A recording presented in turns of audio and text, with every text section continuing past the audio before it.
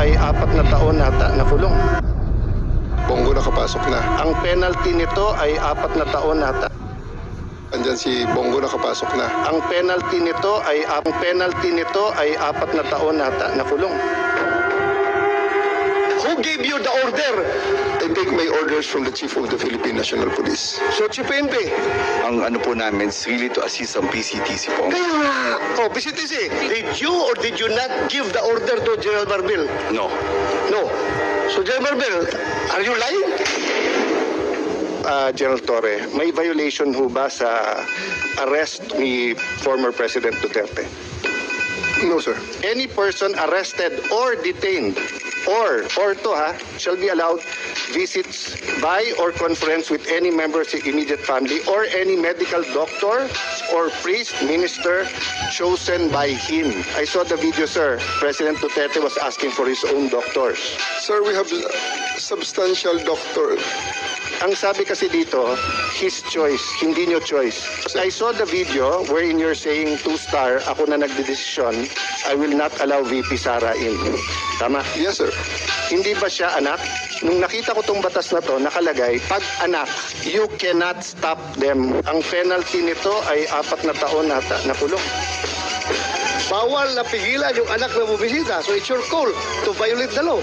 Yung doctor Suba ni President Duterte certified him fit to travel. It's a part of the procedure for his private doctors for that to do that, sir. It will be the government doctors who will be No, taking that's not it, sir. true, sir.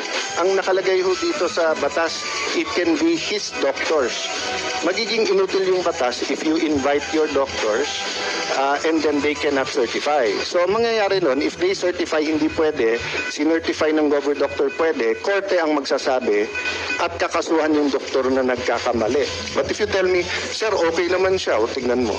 The law is clear eh. Hindi naman ikaw magsasabing sufficiente, hindi. But you're supposed to allow all of his doctors in right away and you're supposed to allow his family members there and not deny them. So, who give the order? Sino nagbigay sa'yo ng order? Sir, No, you are the one there. Wala si SOG doon. Ikaw ang nagkarga sa kanya sa aeroplano. Kaya tinatanong kita, who gave you the order? still, sir, I take my orders from the Chief of the Philippine National Police. So, PNP. It's always the guidance that ang ano po namin is really to assist ang PCTC po. Kaya nga. Oh, PCTC, did you or did you not give the order to General Marbil? No. No. So, General Marbil, are you lying?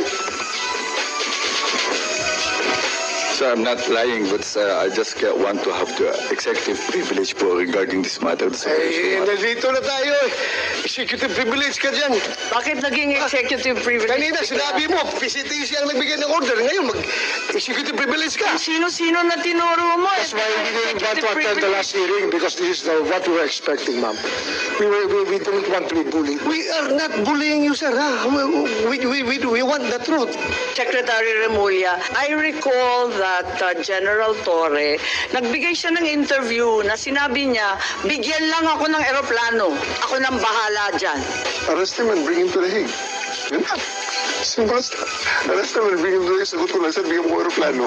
O di ayos. So Secretary Remulla, nagpa-interview na si General Torre. We're not bullying him. He voluntarily gave this interview. Sinabi niya na siya talaga. Paano ba yun? Sino nag-utos sa kanya? Pansin niyo po, nagtuturuan ang mga kampon ng kadiliman. Isang kahiya-hiya ito di lamang sa Pilipinas kundi sa buong mundo. Napapanood ng lahat ang sobrang pagsisinungaling ng mga kampon ng Administrasyong Marcos.